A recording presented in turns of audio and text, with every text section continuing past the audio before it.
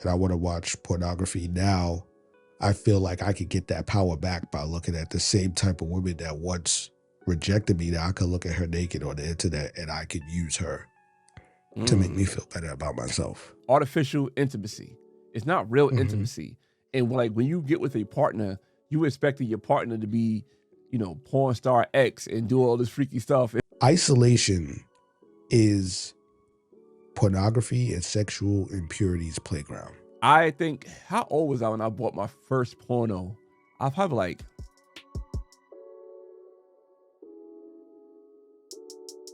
on this week's episode of the Broken Traditions podcast, I sit down with Lenny Bradley.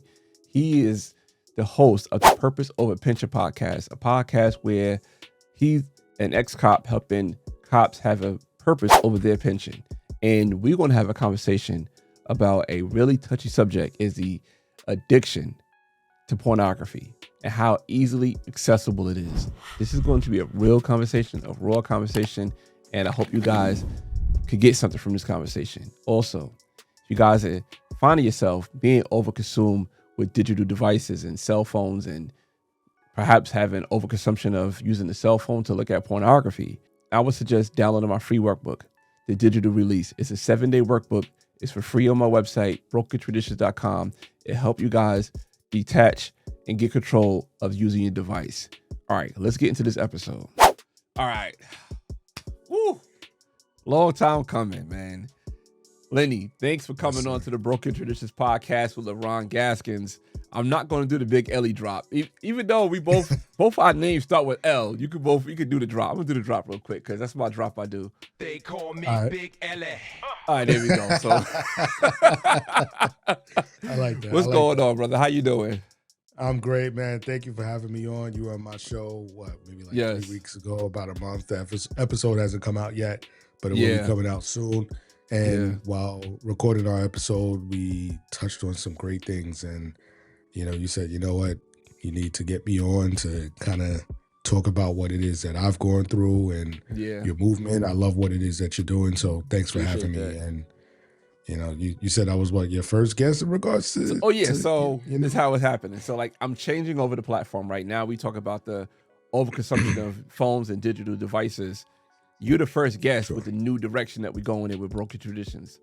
So I don't know. That's a big accomplishment. That's a big feather in your cap right now, I think, in my opinion. I mean, I would have to say you've done a lot for the African-American community. You've done a lot as far as the creative space is concerned. So for you to start this new movement and for me to be at the beginning of, or to be able to participate at the beginning of this new movement is truly an honor, man, because you put in a lot of work. This content creation stuff isn't easy. You've been consistent, and for you to have me on as your first guest in regards to your new movement, I'm truly honored. Oh man, thanks for coming on. And also too, you're the first guest and you're the first person that is going to be, it's going to be episode 10. So that's also a milestone for this new direction, because going in a direction like this, I had to get really creative. And I created 10 episodes before I started, but I didn't even have to go to the reservoir of the 10 episodes that I created yet. So for me to keep going in this direction without going into that reservoir, and you to be the 10th episode, we good. So yeah. Yeah, you know what? I'm glad that you say that. That's really, 10 is my special number. Me and my wife, my birthday is November 10th. Her birthday is March 10th. There's a lot of significance in the number 10 in regards to our kids. We had our first child 10 years into being together. My second child, he was born 10 years after me being in the police academy. Wow. And I just recorded my 10th episode for the Purpose Over Pension podcast. And I have 10 in the bank now, and I'm going to slowly start dripping them out as the next one. Nice. So, speaking of Purpose Over Pension, I love the idea, I love the concept. I told you about that when I was in New York. Let the guests know let the viewers know about the Purpose Over Pension podcast. Yeah. So the Purpose Over Pension podcast and Purpose Over Pension, what it's pretty much about is I was a police officer for 17 years, and I realized that me working in law enforcement was not my true purpose. I realized that my true purpose was to follow God and to bring others in law enforcement to Christ.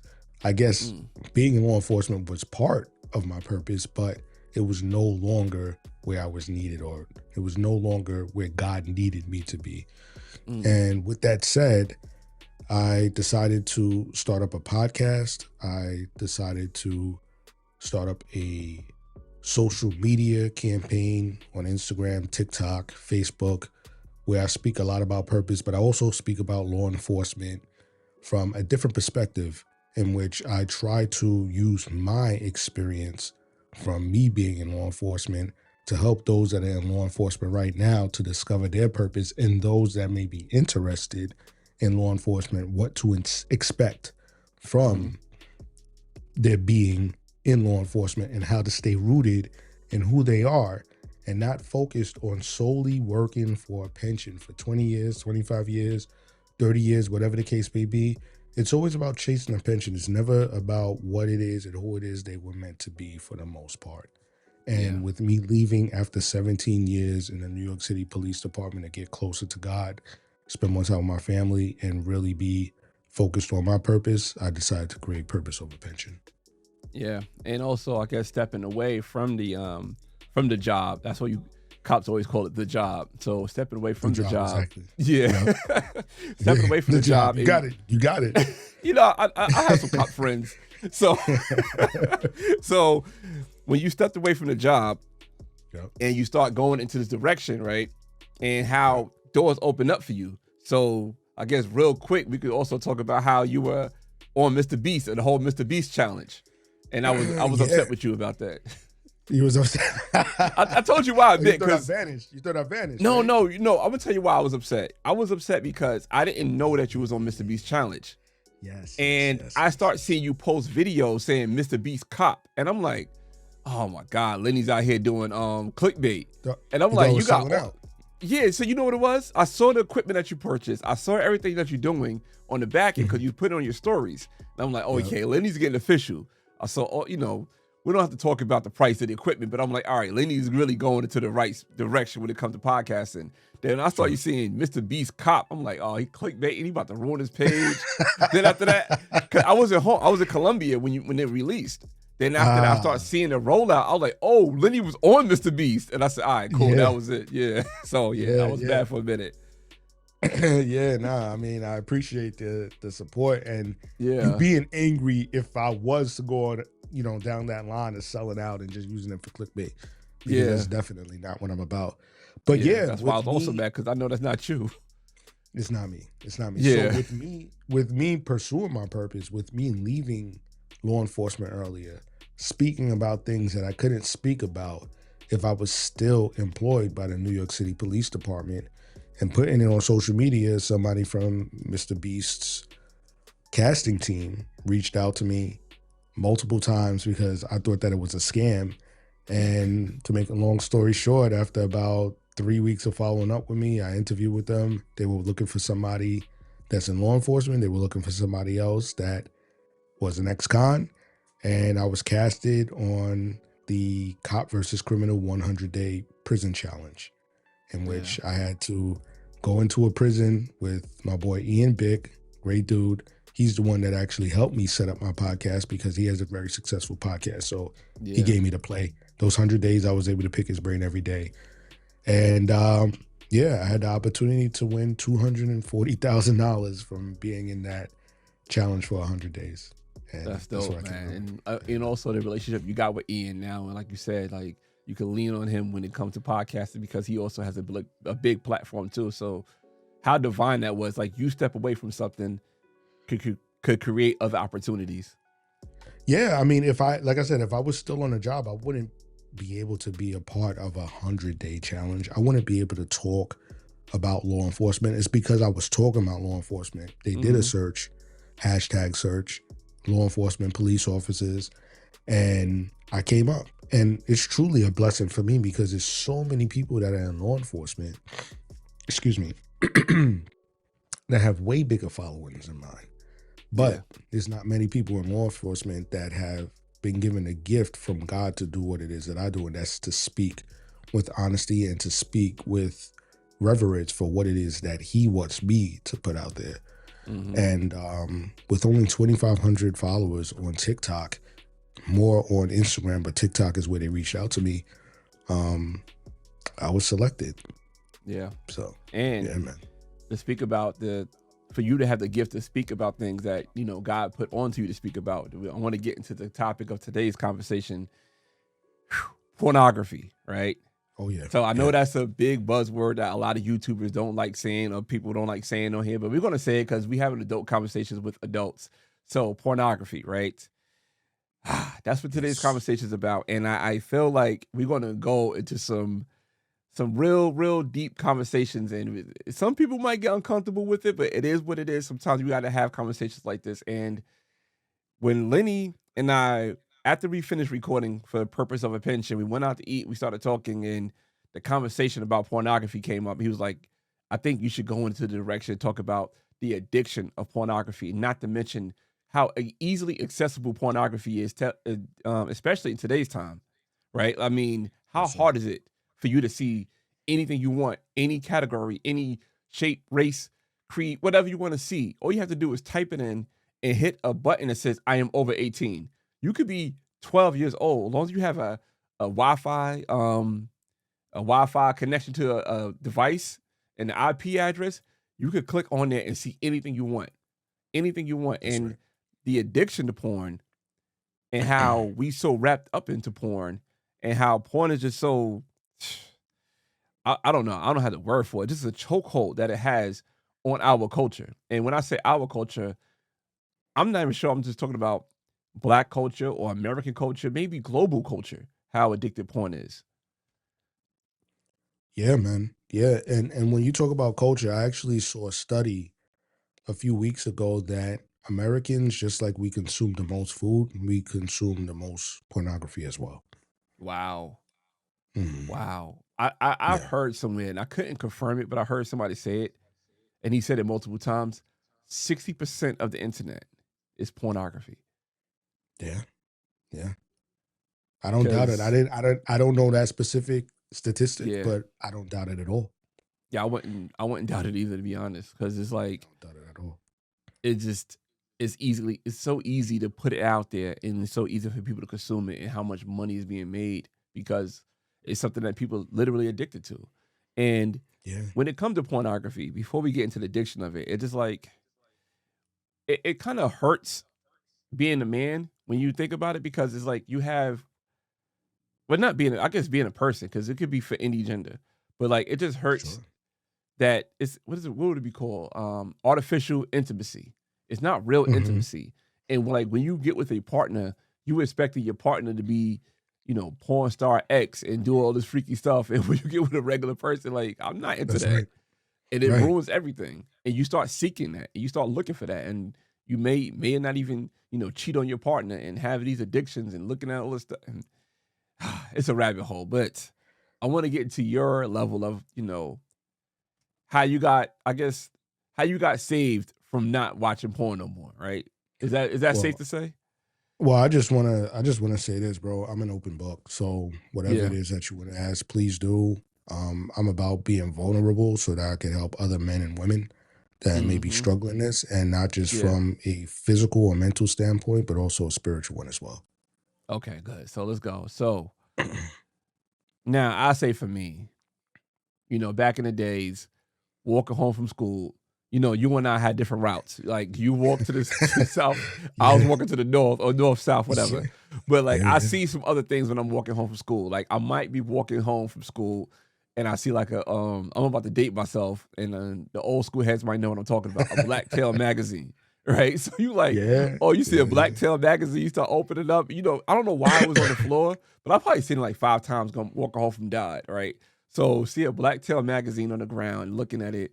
Also, I remember finding like, you know, the magazines in the bathroom, in the basement. Like I guess my pops had his stash Mhm. down there, and I'm like, okay, what's this? You start looking at it.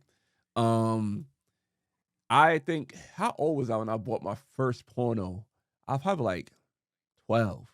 Like I went to Jamaica Ave and bought a porno at 12. Like I caught At the 12, N4. you was on Yes. the Ave at 12? Or What? I just caught the N4, Oh, went to the wow. Ave.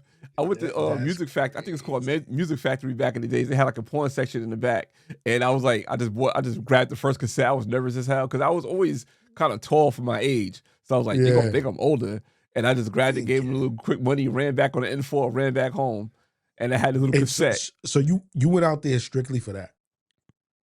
Yeah. Wow. Because it went from the That's magazines. I was like, I needed now the action. You know what I'm saying? So yeah, it was a VHS, bro. That's how old this was. How did you know that you could get it from there? At 12, how did you know that you could go to Jamaica Avenue and get a Because booklet? I've been to the store before. And I know that store, like you go, like the store was like, had like a section in the back, like, all right, once you go back there, it's something else. So it was like, all right, let me see what else is back there. And then I just went back there. I saw something like, okay. I just saw a name, like, oh, I know, I heard of a Janet Jack Me. I heard Little Kim say it. Let me grab it real quick. And it just ran out yeah. And went to the register. So they didn't check my ID or nothing, bro. It was the Ave, though. You know, the Ave was a lot different back in the mid-90s. Yeah, how did you get away with that at 12 though? Like your mom wasn't looking for you. Like how? No, I hit what it. What did that look like? I hit it. No. But to actually go all the way to Jamaica Ave from Freeport by yourself. Yeah, it was just, you know, this is what mom working crazy hours.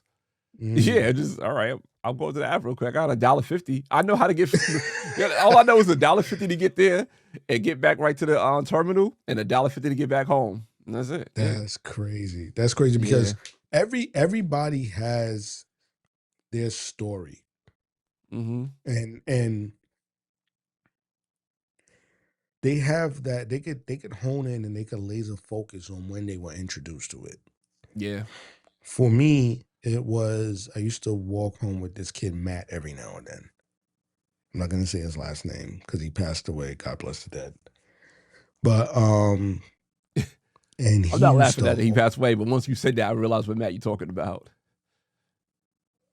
You might think it's one Matt, but it's a different Matt. Okay, well, I don't know. You think about Matt B? Nothing about Matt L. No. Well, no, let's not get too real. We'll talk about this later. Yeah. So we don't get into that. But yo, all this dude used to talk about was beating off, bro. He was like he used to make jokes about it, and I didn't know what it was. You know, he was just like, oh yeah, you know, I want to go home, I want to jerk off and this and that, and I watched the porno and so on and so forth. And, you know, he would talk about ejaculation. I was like, what? Like, what the heck is this? You know? Yeah. And then he would talk about a babysitter that he had. It was a babysitter that was maybe like 3 years older than him. And he said that he used to sleep with her.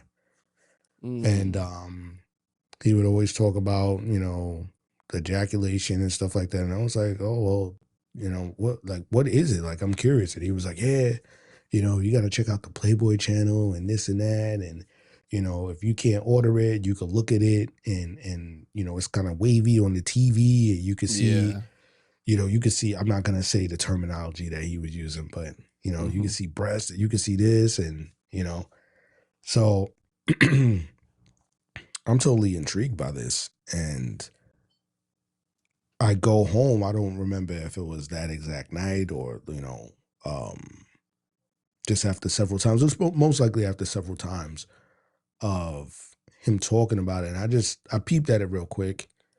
And I don't know if you remember this, but if you would go to those channels and you did not have them, you could see like the wavy lines and different colors and stuff like that. And I was like, oh, okay, this is interesting. But what really dug a hole for me was my younger cousin. He lived in Far Rockaway. And my grandmother, she had one of those boxes that had all the channels. Okay, yeah. I know exactly what you're talking about. We had one of those. And even though there was a parental control on it, he knew how to hack it. It was just a switch in the back of the box. Yep. You just flip the switch. It was just a switch. So one day he shows me and he was like, my middle name is Shondell. That's what my family calls me. He was like, check this out. So I look at it and I'm just like, fireworks are just going off in my body. You know what I'm saying? And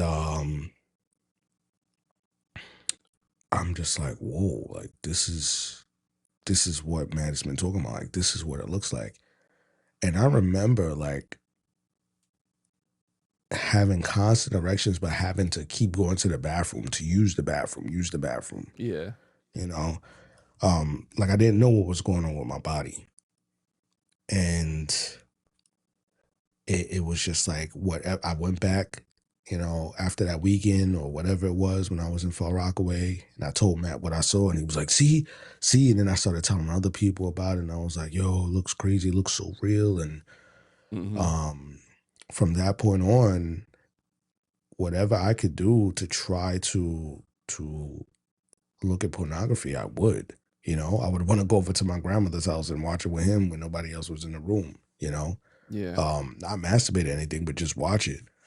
And I remember walking home from Dodd, like you said, our routes home were different. And I Yeah. was on the south side. You remember Tiamo over there by McDonald's? Mm-hmm. Yeah. So they had the, you know, the porno magazines in the back. Yeah. Now, I was never brave enough like you to run to the back and grab one of these magazines, but you know, it was always like, you know, that's a goal of mine. But I was like, I can't wait till I get older so I could have access to this stuff. And it got to the point where I was so desperate that I wanted to see this on my own, that I ordered it at my house. I didn't care. I ordered it straight off of pay-per-view. And Wait, you ordered like a video? Like a pay-per-view video? Wow. Yeah. I ordered it straight off. Even though I knew that it would come on the bill and stuff like that. Yeah. I ordered probably like 2 or 3 times, and my parents never said anything to me. I don't know if my father was just like, oh, he's exploring, whatever the case may be. But yeah, and that was it. And I want to make this clear: porn addiction. It doesn't look like it doesn't have to be. Hey, you know, I'm masturbating 3 times a day, 5 days a week. It could be as simple as watching it once a week. If it's something that you need to do, Yeah. or you're using it as a coping mechanism, it's an addiction. Yep. So even though I didn't have a lot of access to it, the little bit that I was able to see, or every little bit that I could get, it, you know, I made sure that it stayed in the back of my head. Yeah. And then I hate to say it, I learned how to masturbate because this guy was talking about it all the time. And then that just took things over the top. Damn. Yeah. Damn, yo. And it's like, whew. Yeah. So I was probably like the first time I ever masturbated was probably like the age of 13, 12. But you know, I'll talk about what I've heard from other men later on and the experiences in my walk with recovering from this. And I thought that my age was early. I've heard way worse. No, I've heard earlier. Like, yeah, I read this book. It's called Dopamine Nation. And she talked about, you know, her clients, right? And, you know, she said that these clients that she had, she's sharing their stories, but not their names, but the people were okay with her sharing the stories. And one of the guys that she was helping with one of his dopamine addictions, he was a chronic masturbator. He was a chronic masturbator and an engineer, where he built a machine to like take him to the next level with masturbation. But he started at the age of 3. Oh my good! Wow. Yes, he started at the age of 3. Wow. Yeah. Wow. And he'd been addicted. Like he had to go seek professional help. How bad it was for him. How often he masturbated. Like it would just anything could trigger him. Like walking out the shower, he see himself out the shower is a trigger, and it was deep. And you know, like for me, I didn't really realize it was bad for me until like when I had my last job, right? My last job, I traveled every week for work. And when I got to the hotel, I can't sleep. So that was always my coping mechanism to fall asleep. Until now, like I got my new job, I don't travel as much. I'm like, why am I always doing this? Why is this always a go-to for me to sleep the first night at the hotel? It was always that was always my go-to. Yeah. You know what's crazy? And it ruined my whole work experience. Because it's like I'm tired already from traveling. I'm in a whole nother time zone, and now I'm up late looking at something on my phone or my laptop, and now like I'm oversleeping. I'm late to the meeting up with whatever I got to work with. It just drains you of your energy, and you know you don't have anything left. And it's what's crazy is that I feel like I'm getting ahead of myself, but I'm just gonna be organic with it. You bring up going to a hotel or being away from home. I've heard of some crazy statistic or something. Don't quote me verbatim, but Christian conferences that occur out of state, usually pornography that's ordered in hotel rooms goes up.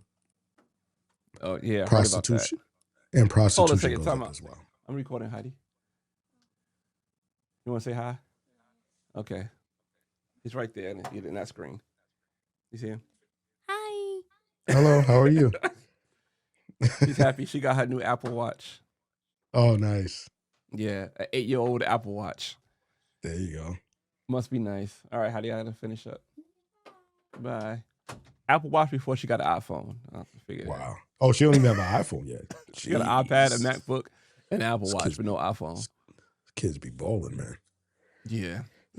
So, but yeah, prostitution goes up in the area as well as ordered pornography in the hotels.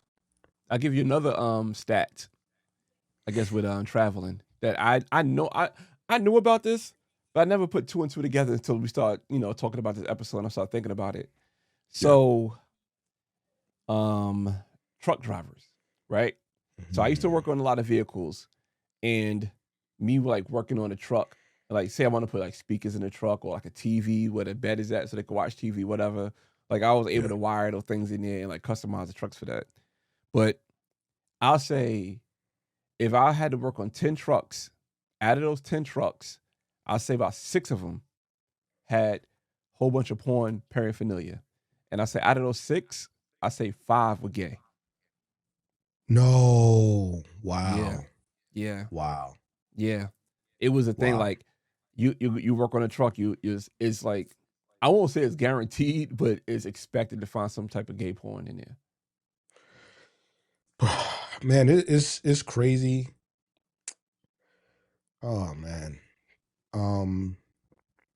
Like I said, I feel like I'm getting ahead of myself again. But in this journey and with a lot that I've learned from other men that have been brave enough to step up and say, this is what's happened to me. This is what is going on with me, and this is why. A lot of men have been, if I'm in a group with 10 men, Yeah.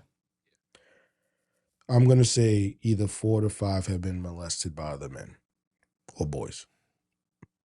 And the sad part about it, they don't feel comfortable enough to speak out on it. No, I mean, it's embarrassing. Yeah. It's truly, it's embarrassing. We're not geared. We're not taught. We're not conditioned to talk about these things. It's considered to be taboo. It's considered to be, if it deals with a woman, it's great, right? But that's still bad. Say that again? Like if an older woman molested a young boy, that's still bad. Yeah, absolutely. Yeah. But why is it celebrated? Why is it celebrated? Why is it celebrated? Because of the stigma, because of the ignorance, and because of the lack of morale or the lack of moral code when it comes down to sexual immorality.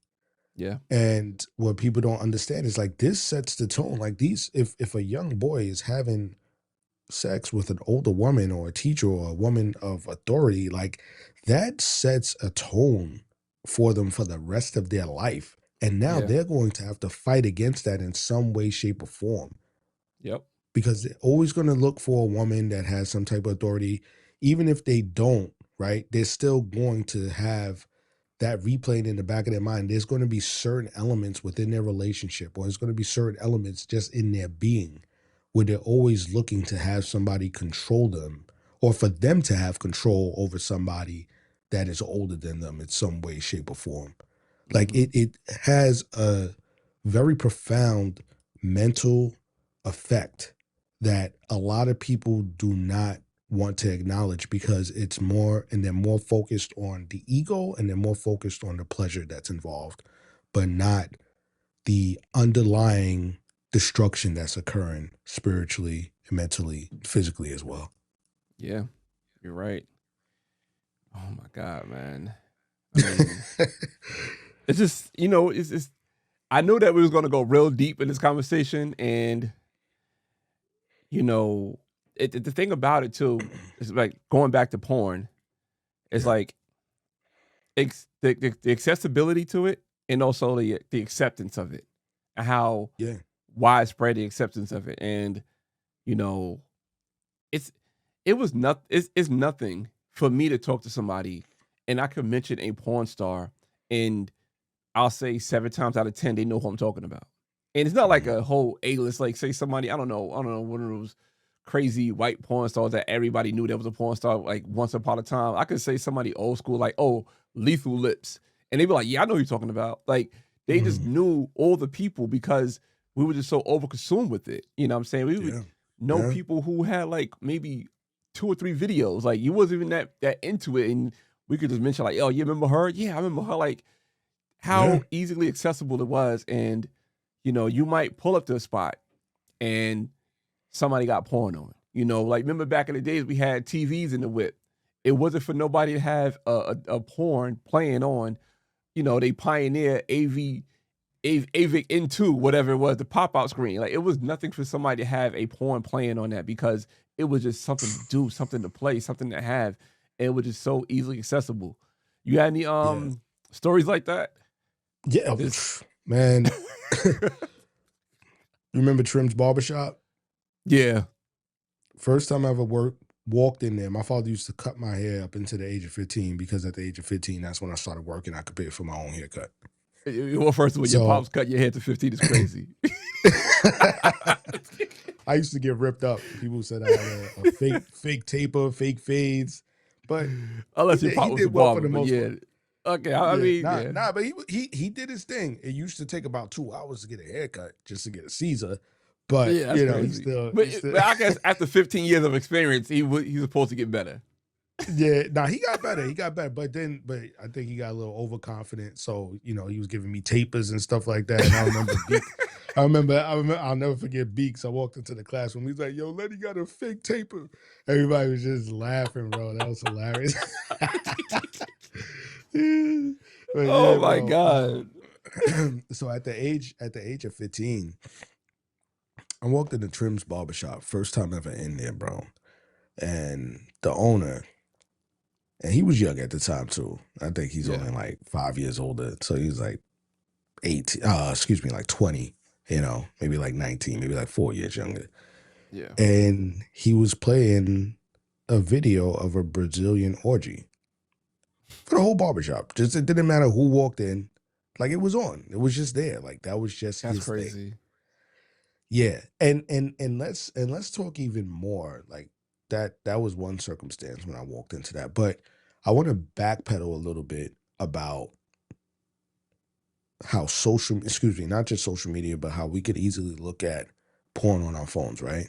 Mm-hmm. Well, back then, we had AOL. That was big. Yeah. I would go into chat rooms, talk to girls, but then I would find these chat rooms where you could exchange pornographic pictures. Yeah, I've never been that far deep in the rabbit hole. Really? Yeah. No. They had, hey, triple X pictures, stuff like that. I forgot the name of the chat rooms, and they used to send videos, they used to send pictures and stuff like that. And I remember I was probably like 14 or 15, around that age. Mm-hmm. Somebody sent me a video, and it was little girls, and they were sitting on the ground, and they were looking at they were looking at toys. And I clicked right out of it, and that was it for me. I did not see anything further. And at that age, I'm like, I just knew something was wrong. You know, they might have been like a year, these girls might have been like a year younger than me, like 2 years younger than me, but I knew it wasn't right. You know what I'm saying? I just clicked right out of it, never dealt with this again, you know, and that like going back and thinking about that, at even that young of an age, that things like that were going on, it really disgusts me. And with what I've uncovered through my process and getting through sexual impurity, the amount of women and children that are exploited is absolutely ridiculous. But yeah, not to get too off topic. Yeah, that was one of the circumstances where I just walked into a public place and it was just like, hey, this is what it is. Like, it's all good. Like, you know, this is what men do. Yeah, it's like you watching I don't know, you watching the basketball game. Like it's the, you know what I'm saying? Like just you watching the NBA or NBC back in the days. Like it's crazy that you walk into an establishment and that was playing. But like you said, you know, he's not that much older than us. But yeah, you know, and also him having the I guess the mental wherewithal to have a business at that young of an age and still to be in business till this day. You know, he was very young. That's very immature of him. And it's like, but it was a very common. I mean, it's very common. It's very common. Yeah. It's a commonplace. Like, yo, let's just somebody say, yo, let's throw on this Brazilian orgy and just watch a Brazilian orgy. That's crazy. That's crazy. And it's like who wants to watch this stuff with other men? Like, why? Like, yeah, I never got that. Yeah, what is so skewed with your perspective? And this isn't me judging. Like, this is a real problem, bro. Yeah. But it's like why have that up? Like, what do you gain from having that on display in a public place? What does that do? It's not real entertainment, right? Like, because most of the dudes that are watching it, they would like to see it in private. Like, what are they going to do in public watching this? So, yeah, that was one of my most vivid memories of seeing something in public and just like right out there in the open. Like nothing was wrong with it, you know? Yeah, it's crazy. Now, before we get into the recovery, right, I want to talk about, I guess, the artificial intimacy that when it comes to pornography, right? Yeah. And how somebody can, you know, have their phone, you know, you got their phone, and they're like, you know what? I want to see this, you know, this ex porn star. Like, just name any random porn star, right? I want to see this person. And you watching this person having a level of fake intimacy with another partner, with a, you know, another actor or actress, and you fall in love with this person, and how now that you fell in love with this person, you're like, all right, now you want to be with this person. You start subscribing and spending exorbitant amounts of money to their OnlyFans, or you know, you might even buy one of their dolls. Like you might buy a doll. As a matter of fact, one time, right, I went into a sex store and I seen the mold of a porn star's penis. And I'm like, how obsessed you have to be with that porn star to buy something like that?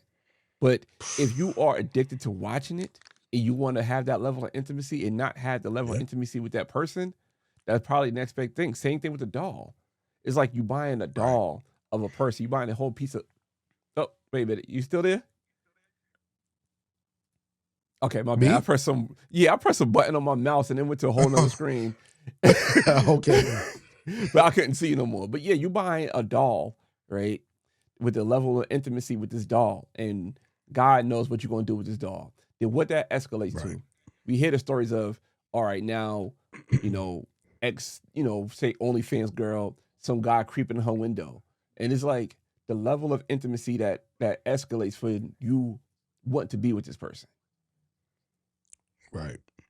Well, I mean, for me, excuse me, for me, what it came down to is if I saw somebody on the screen that I was attracted to, then it was about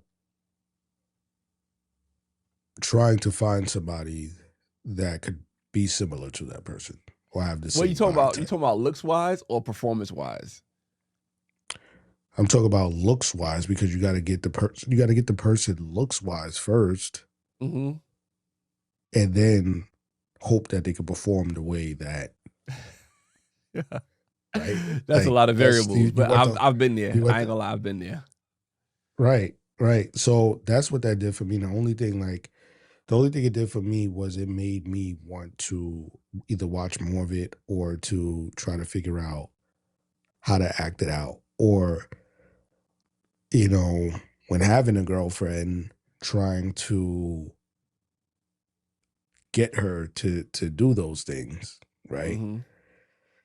And like you said, it just builds a false rhetoric for what real intimacy is. They Yeah. are actors. They are paid to do these things. They take several takes, they take breaks, they take a bunch of drugs, and they got lights in their face. Like they are Yeah. acting, bro. Yeah. And they make it look so real. They make it look so appealing to the point where we try to emulate them. Mm-hmm. And and it's truly damaging. For me,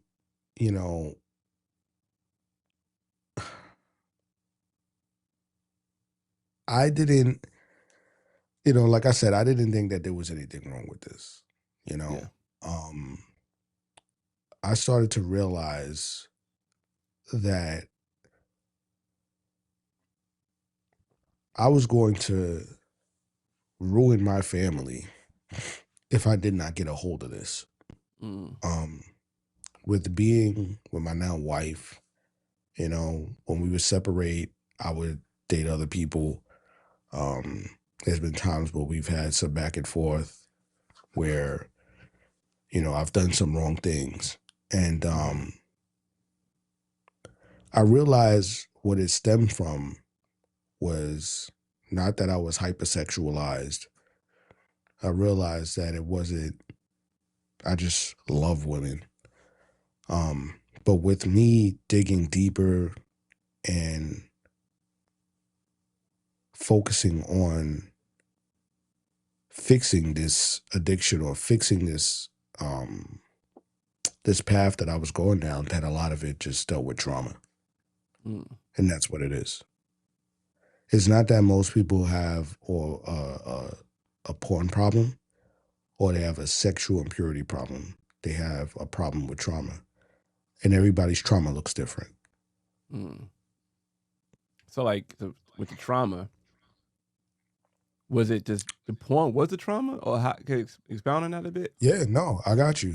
Yeah. So a lot of people think trauma is, oh, when I was young, I was sexually abused. When I was young, I was beat Yeah. by my father. Mm-hmm. I was beat by my mother. Mm-hmm. So, now I use pornography to forget about those things, right?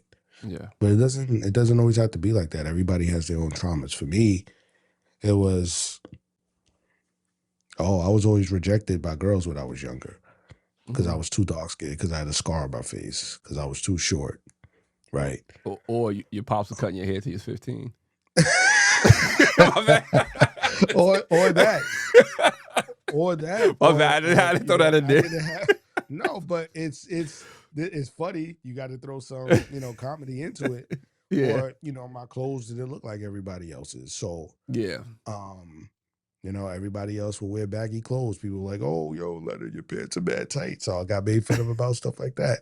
Yeah. And, it's things like that. Like we could laugh at, but a lot of it gets rooted deep into our spirit and our soul, and we just want to be accepted. So now that level of rejection from the women in the past or from other people turns into, okay, well, I'm at an age where I'm more confident. I'm at an age where I have money, Mm-hmm. respectable career, whatever the case may be. And if I see fit that I want to be with somebody that I am attracted to, like I have the ability to do that. Yeah. If I don't have somebody else and I want to watch pornography now, I feel like I could get that power back by looking at the same type of woman that once rejected me, that I could look at her naked on the internet and I could use her to make me feel better about myself. So that's where the coping mechanism comes into play, right? Like, you said that when you would travel, as soon as you get to the hotel, you're tired, and then you end up going and beating it off. The reason why is because you're tired. The reason why is because you're probably stressed, and you just want to chill, and that's your way of coping. Yeah. And it's a drug. Just like any other drug, you get your high, and then you feel guilt, and you feel like crap afterwards. But you're going to go back to doing it again. And you keep going back to doing it again. And you keep going back to doing it again because you have not figured out the root to your problem. You have not figured out your trauma. You have not figured out why you are coping the way that you are. And when it's like now, I'm not into that. I don't, I haven't watched pornography, masturbation, or anything like that in over a year and some change. But then the next thing is like, all right, well, what am I going to eat? Am I going to overeat? Right? Yeah.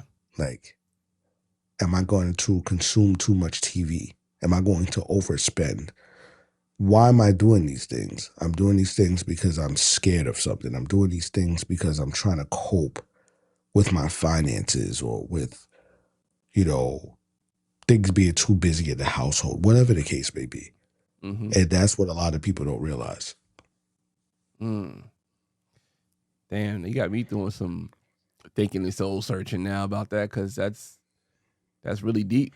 For me, what made this conversation so interesting, like after we shot our podcast episode with you, we went out, we was talking about it, and I think I might have been like real early in the game of stop watching porn, maybe like a month. I'm like, maybe like 2 months. Like, all right, I don't need to watch this no more. And I just kind of went cold turkey and stopped. And I know the type of person I am. If there is an underlying situation, I would overlook it, but I would stop that problem.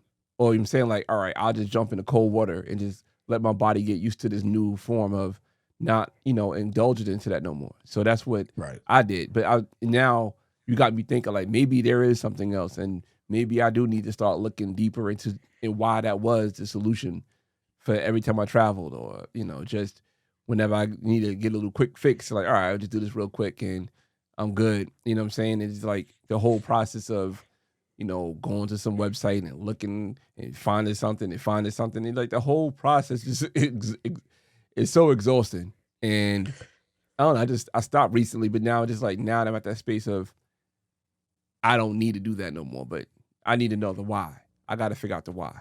So now you got me doing some homework. Thank you.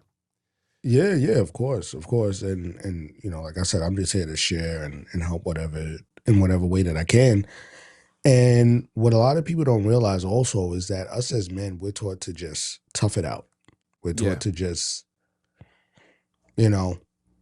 something's bothering you, don't go telling your wife about it. Don't tell anybody about it. You just deal with it on your own. Let it fester and build up in your head. Yeah. Yeah. Dealing with it on your own looks like being off. It looks like womanizing, committing adultery, drugs, alcoholism, anger, abusiveness. Isolation is pornography and sexual impurity's playground.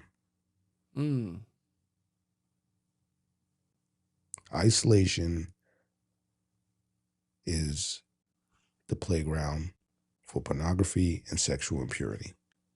If you surround yourself around other men that are fighting against this, or other men that are of God, it is and vulnerable and able to speak about their experiences the way that I'm speaking about it, it makes it that much harder when you're able to expose the lies of the enemy and expose the things from the past that are causing you to act the way that you are.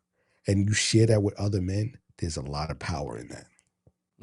But when you stay to yourself and you are stuck in your own head when you're in that hotel, when you're in that hotel room, Yeah. when you come home late from work, when you get up early in the morning and everybody's going already. Yeah. You're done. That's why it continues to happen over and over again, because we think that we have control over it, because the way that we have been taught as men is that we do not tell other men about these problems. And that's how the enemy works. Yep. Ooh, you came in here dropping some bombs. Now, I got one last thing I want to follow up with you real quick. So the group that you in, right? The group that you told me about. How did you get into the group, and explain the group that you're in right now that's helping you with this process? Yeah, so funny thing is I trade timepieces. I buy, sell, trade, like Rolex, Breitling, Tudor, and things like that. And the gentleman that taught me how to trade watches, he has a community. It's probably like around 14,000 people at this point. It was a little less a few years ago. But in any event, there was a guy from Long Island that is a part of the same community I was in that trades watches. And he would always post things on social media about Jesus Christ.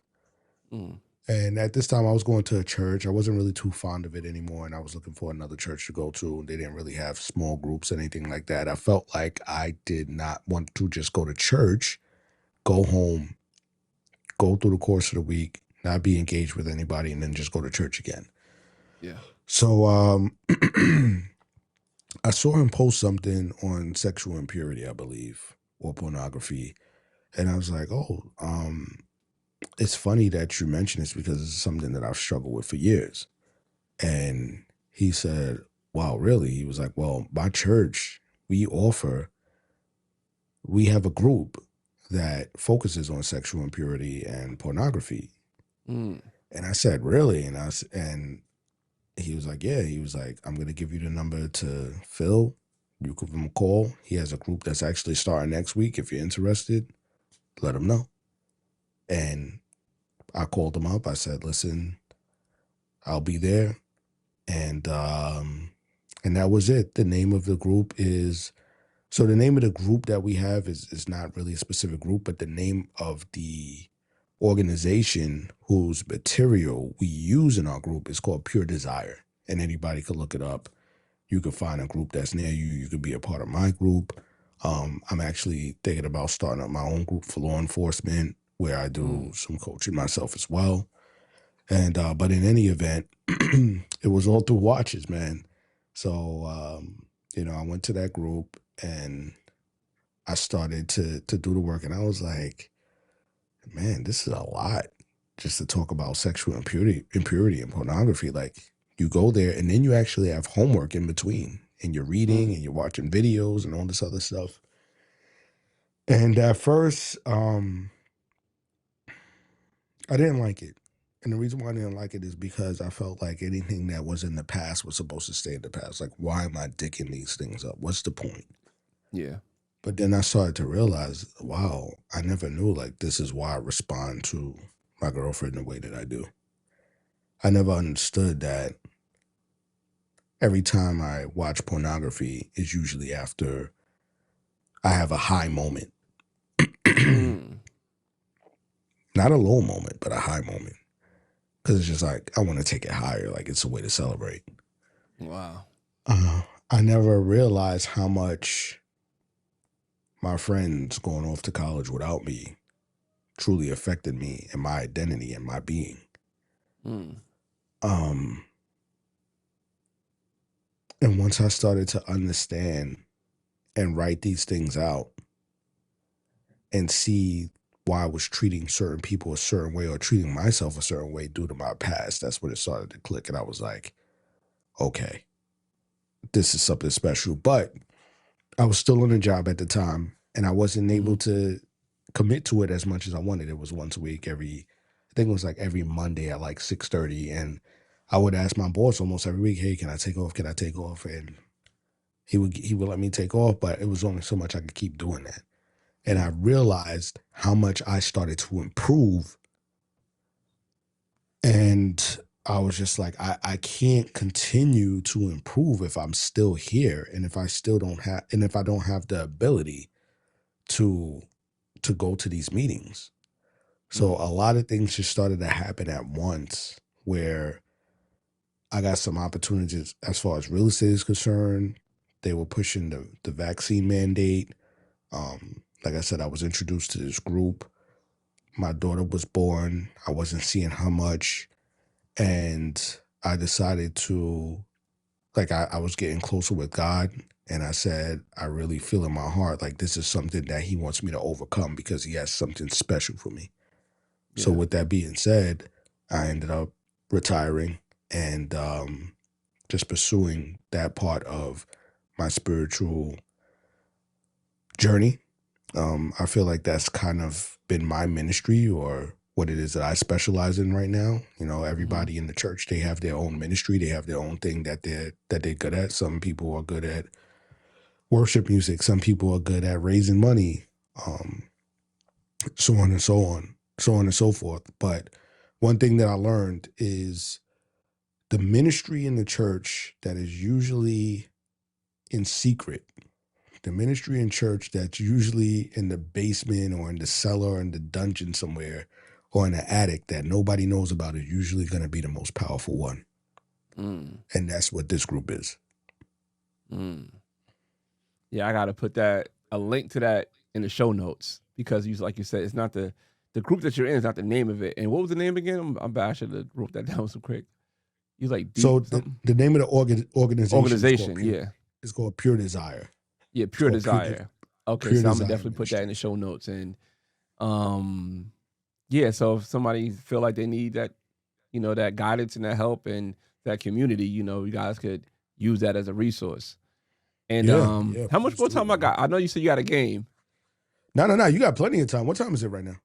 And you know the clock's went back. I don't want you to have you jammed up. It's 7:15. No. It's 7:15. Yeah, I got to like 8.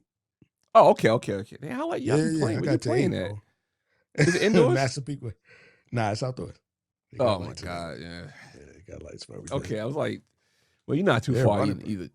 Yeah. Nah. I got to like 8:15. All I gotta do is throw my shorts on, drink some water, and then run out there. So yeah, just ask me whatever you want. I'm an open book. Like I said, I could go on and on about this, bro. I mean, I ain't gonna lie. A lot of things that I wanted to ask, I got out. Like I wanted to get a few things out, but I do want to ask this one other question too.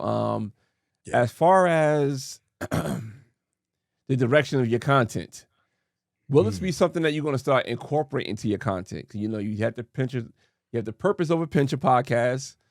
You have the content you're doing on social media, the Instagram blowing up, the TikTok blowing up, the YouTube blowing up. Everything's blowing up. Everything's going a trajectory of going up. You know, had the great interviews with cops. Like the last one you had, oh my God, what was the brother name you had last time?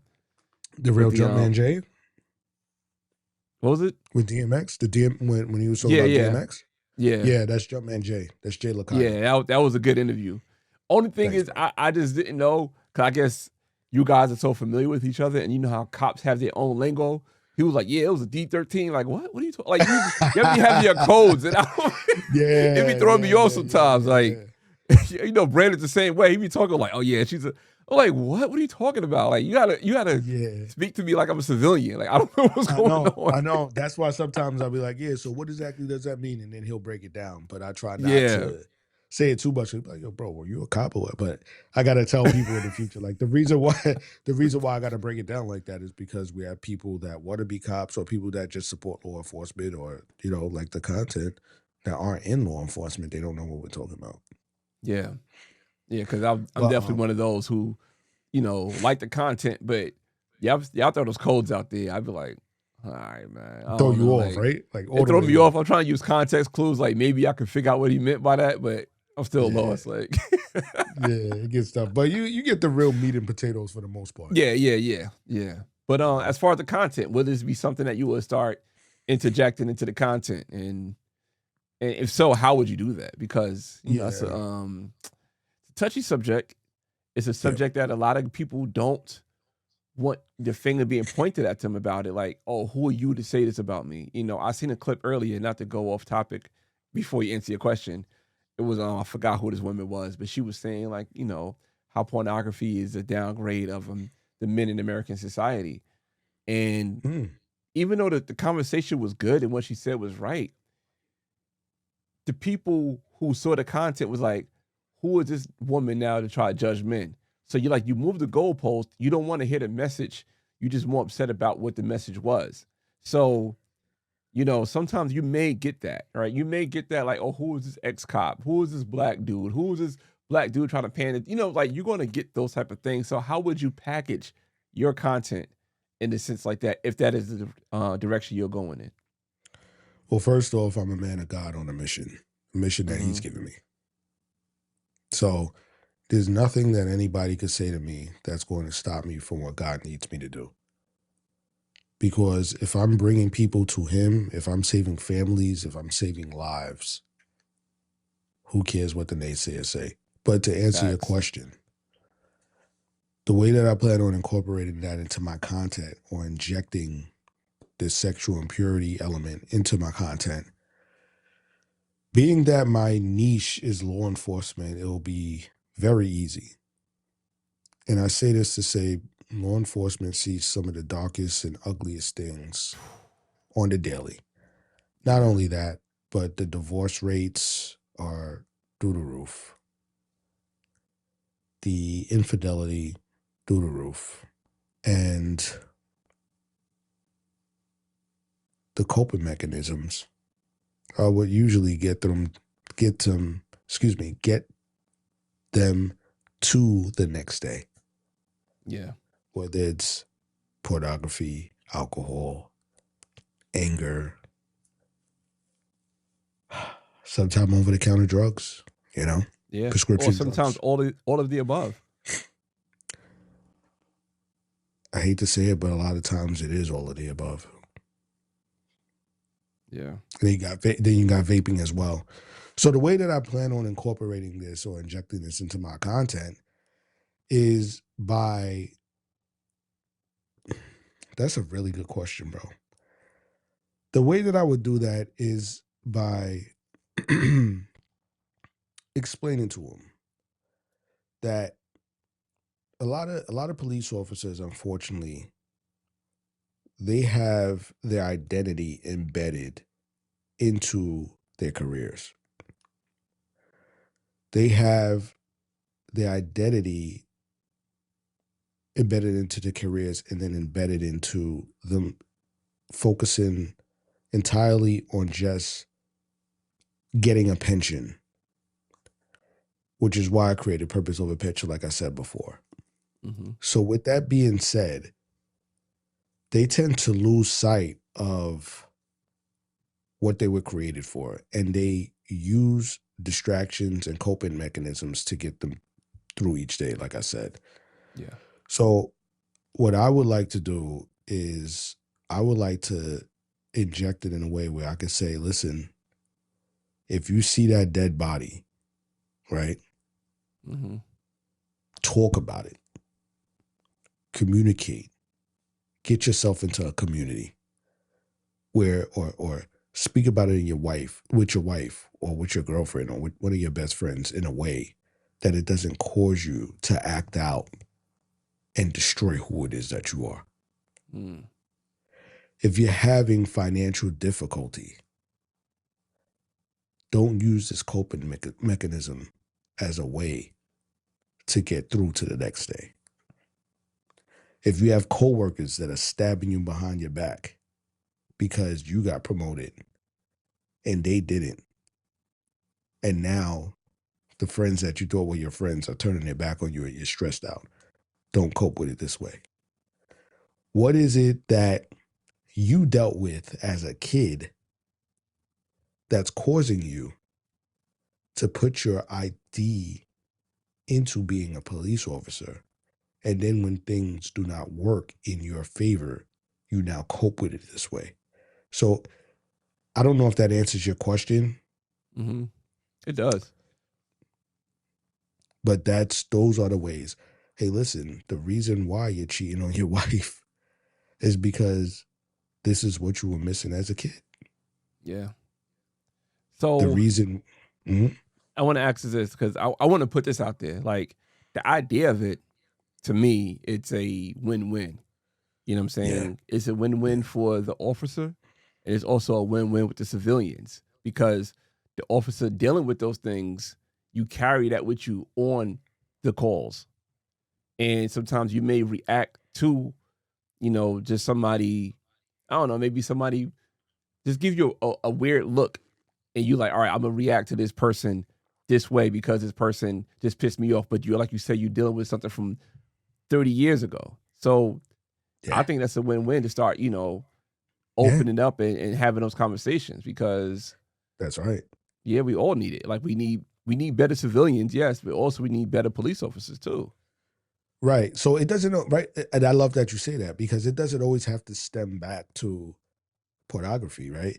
Like it could go back to the trauma element that I've learned as a result of me finding healing. Mm-hmm. It could always go back to, hey, you're acting like this because this guy flexed on you, because when you were young, you were bullied a lot. You got bigger, you got stronger, and now you're a police officer and you feel like you have authority. Yeah. But you're still hurt. But you're not going to let anybody know that.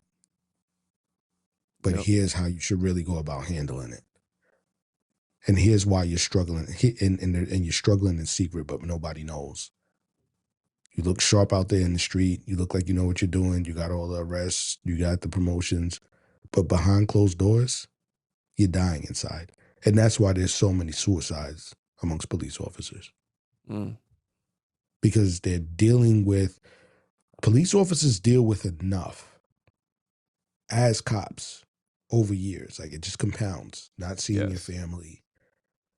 A lot of the drama that we have to deal with, a lot of the behind the scenes stuff as far as the administration and as far as, bosses and stuff like that, which will fall in the administration. So then you have that as an adult, but then you have that stacked on top of what it is that you dealt with before becoming a police officer. Mm-hmm. As a man or as a woman. And now you have a gun that you could bring home with you. Yeah. It's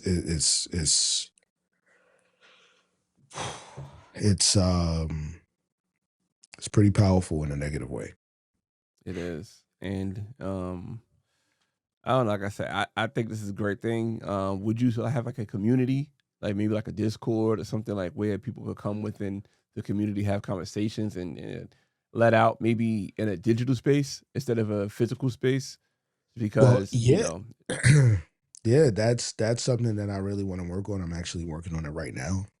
Okay. I'm going through a course for me to learn how to build up a community. And yeah, so I can learn how to build up a community of law enforcement that struggles with sexual impurity. And I think that a lot of people are going to begin to raise their hands. It's going to take a lot of touches. It's going to take a lot of content.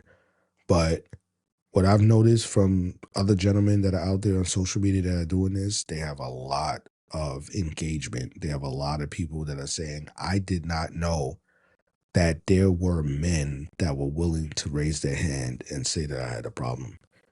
And that's the issue.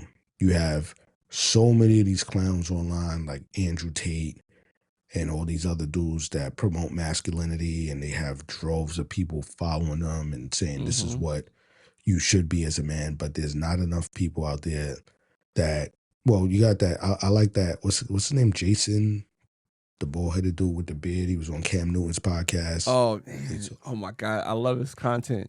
Jason Wilson, right? Jason, I believe it's Jason Wilson. I Dr. think it Jason is, Wilson.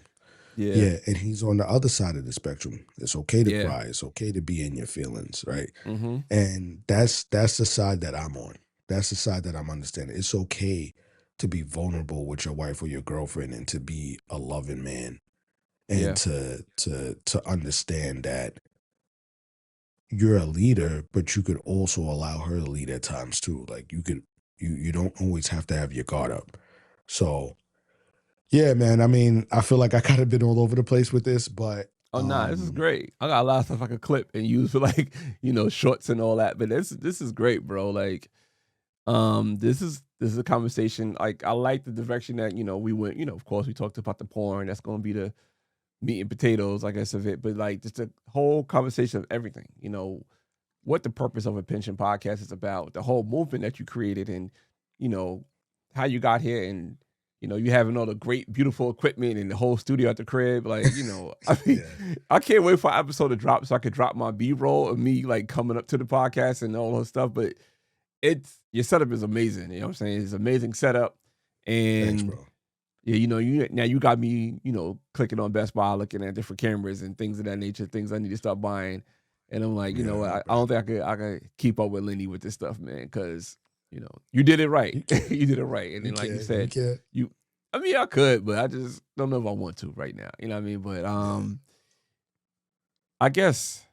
Oh man, let me ask you some more questions. I got you for a moment. Yeah, yo, bro, ask me whatever you want, bro. Would you do like a publication? Like, would you work on a book? Would you work on like a help book? Something that I guess people could purchase from you, or maybe even like a free download, like what I have. I have the digital release. It's a free download where people could, use a 7-step program to help them work with the overconsumption of social media. So it's like, would you come up with something like that? Yeah. So it's funny that you asked that. I want to come up with a book, and I want the name to be The Lust in Law Enforcement. Mm. And you know how you have a loss prevention officer? I used to do loss prevention at Best Buy. I mean, we talked about that. Yeah. Well, I want to be the lust prevention officer. Mm. Prevent That's lust. dope. Lust prevention officer. I know, like, this is the idea, but have you thought about, like, is it gonna be like a chapter book, a help book, a workbook? I don't know if it's just gonna be like my story, Mm-hmm. or just what I've experienced, or what it is that I've gone through and in my process, or if it'll be like a workbook. I'm not really sure yet. But I do want to say this, especially in regards to what it is that you have going on. So another thing, they have retreats. Like, I just went on a retreat 2 weeks ago for 3 days that's strictly dedicated to sexual impurity and pornography. They have people come and speak. It's it's rooted in Christ. So they have worship. We talk biblical perspective as well, as well as psychological and how things work on the mental side and physical as well. But one of the biggest flexes that I saw while there, and I never thought I would be envious of this, was men with flip phones. That's the thing right now. Like, it's called dumb phones. Yeah. Or tech phones. No low tech phones. Yep. That's the thing right now. I've been doing research on that. I've been working on an episode about that as well. I saw maybe 4 or 5 guys with flip phones, to the point where I think I'm going to get one. And the reason why they get flip phones is because they know that it's not, so I mentioned isolation, right? It's not just about isolation, but it's also about knowing yourself. And it's also about dumbing things down. Because even though the thing is, we try to willpower the crap out of things. Yes. And we can't always do that. So we have to take control over our technology. Technology could be a gift or a curse. We have to take control over our technology. Like me, I use the Opal app. Before 5 o'clock, I can't use my phone for social media. After 9 o'clock, I'm not using my phone for social media. I could extend it a little longer if I wanted to, if I have like an important post or I'm communicating about something very important. But aside from that, my window for social media use, which usually consists of me posting and communicating back and forth and answering DMs, is from 5 p.m. to 9 p.m. With these flip phones, all you could do is text, and all you could do is call, and they have like a couple of Tetris games, simple games on the phone. Like Snake and all that? Yeah. You're like, and that's it. Because these men know that if they have access, that they're done. Yeah. So they take the steps, they take the proper precautions to make sure that they are technologically dumbed down. And I was so impressed by that. Like, I'm going to work, and it's not more so for the to prevent myself from watching porn, even though it's another layer. You have to set up layers. So I even had an app called Covenant Eyes that will block me from certain sites if it felt like it was anything that related to pornography. But not only that, if it was anything that related to like women in bikinis or anything like that, like, and it takes screenshots and it'll send it out to an accountability partner. Right. So we also have to dumb things down around us and understand that we do not have as much strength as we have, as we think that we have. It's Yeah, a facts. combination. It's a combination of doing these things while being in a group, while being able to make phone calls to your group members every day. Every a few days out of the week, while doing the work and dumbing down the technology around us. So I actually want to get this phone or one of these flip phones so that when I'm around my kids, I'm more present. Because I feel like if I whip out my phone, somebody messages me or something like that, or if I go on social media, check something real quick, I could easily go down a freaking rabbit hole. Rabbit hole, bro. So For let me tell for you, 30. for like an hour. Yeah. Easily. Easily. So I got two stories with that, right? So I'm gonna give you a story about one of my clients that I had when I used to do breathalyzers in cars. So I had one, like, I say 99% of everybody who came to my shop with the breathalyzers was all court ordered, right? Like a court said, hey, you need to put this in your car because you got a DWI, right? A Yeah. DUI, right? Is that DWI? Is that cop term? DWI's good. Yeah, you good. Okay, yeah. So you got a DWI, right? Yeah. And Yep.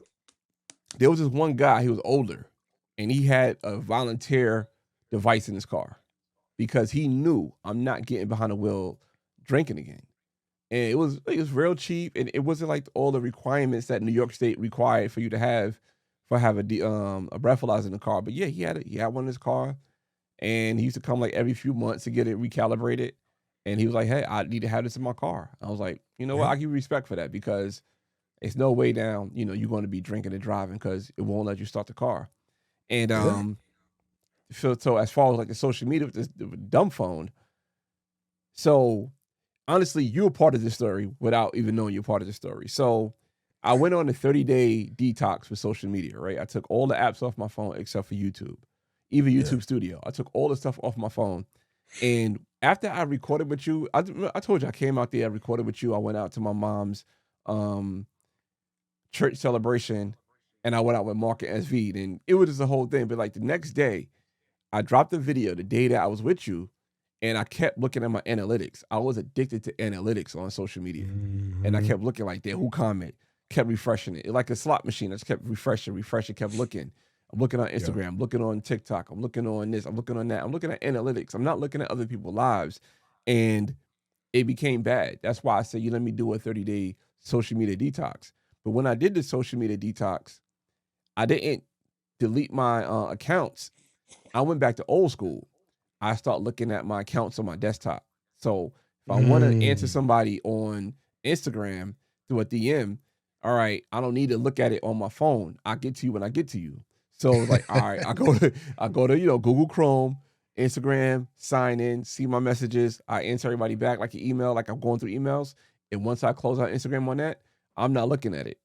Same thing with TikTok. Same thing with YouTube Studio. Anything that I was doing, that I was creating content with, I was not focused on it no more.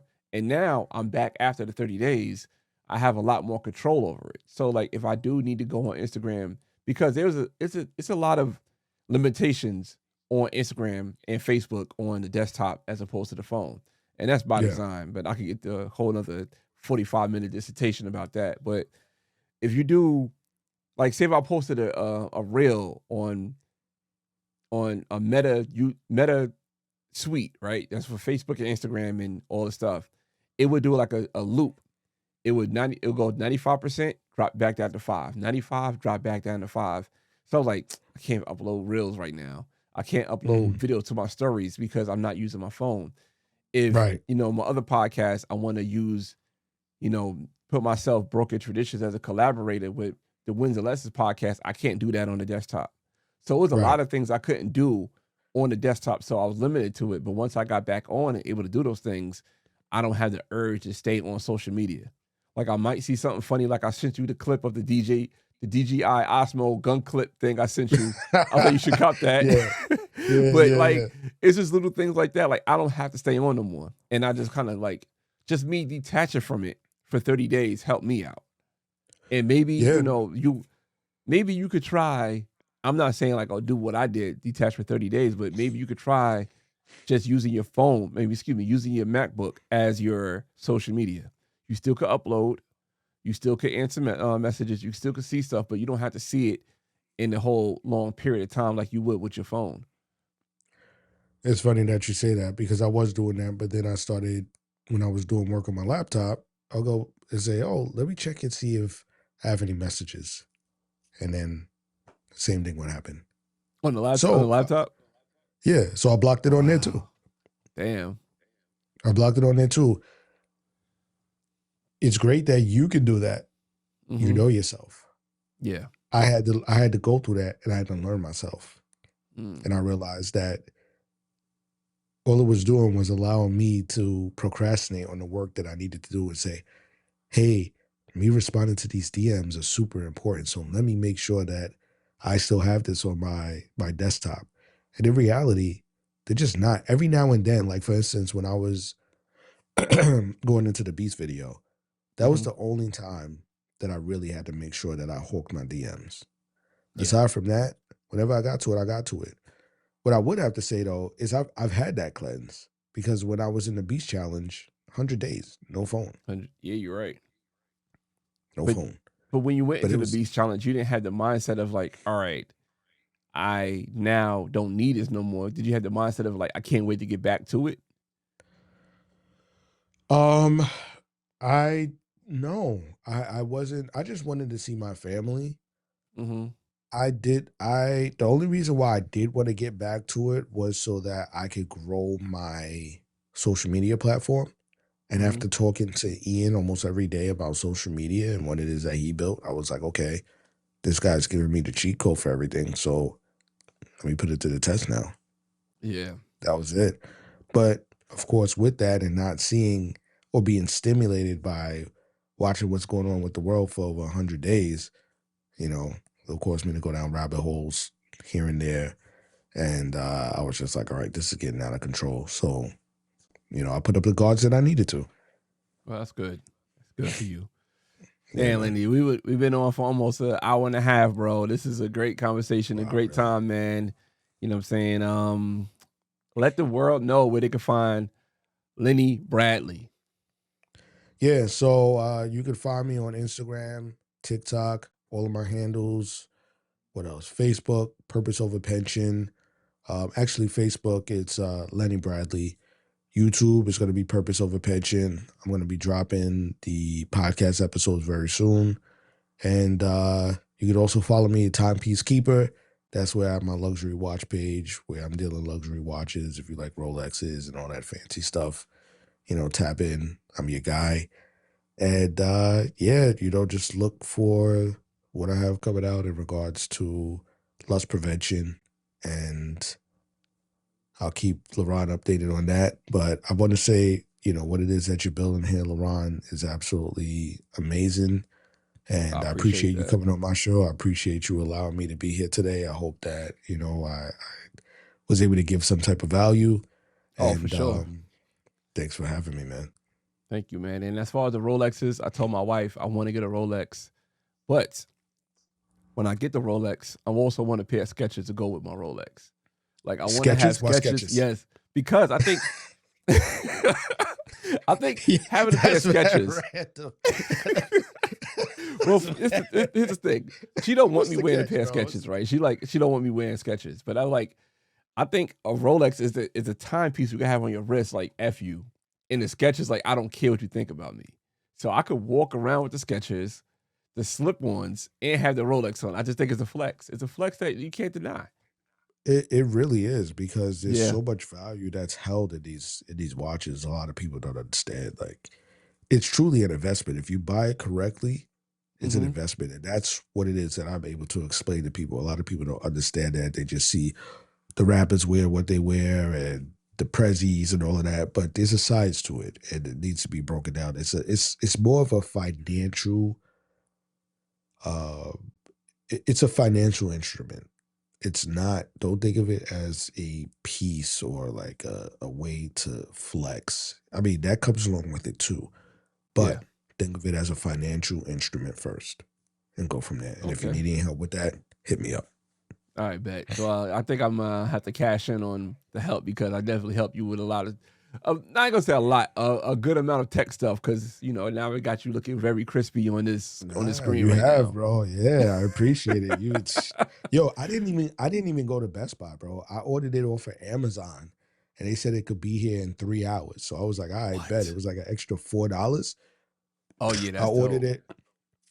Yeah, I ordered it at 1 o'clock. It came at 3:30. No, that's crazy. Yep. But that's the way they're going now. Like, not to go off track, but I bought my son a Mac Mini, right? And I'm down here in Georgia. My son is in New York. So I was like, all right, I want to buy this Mac Mini. It was on sale. And it just worked out perfectly for me to buy this Mac Mini from Best Buy. And it was like, all right, he'll get it today. I'm like, what? My son is in New York. I'm in Georgia. He got the Mac Mini before 7 o'clock. Yes, I bought it too. I bought it like 3 o'clock. He got it before 7. Wow. And that's through Best Buy, you said? Yep, that was through Best Buy. No additional shipping costs, nothing additional. You know why, right? Why? They compete with Amazon. Oh, yeah, for Amazon sure. just beat them out on everything. So they got to make sure that they can one-up them in some way, shape, or form. Yeah. But yeah, I was definitely impressed by that. I said, okay. And like, I got a crazy warranty to go with it and everything. It was literally a Best Buy. Like, I can't beat that buy for buying that. That's awesome, man. That's awesome, man. Yeah, you put me onto this. I got another interview tomorrow, so now I'm going to be looking nice and crispy on account of your advice. So I appreciate you. Yeah, and hopefully the person that you interviewing with, he don't just come up with the no shade to this person, but he hope he don't have like the straight up Zoom, like no. Yes, the desktop, what I'm saying? The desktop camera and all the.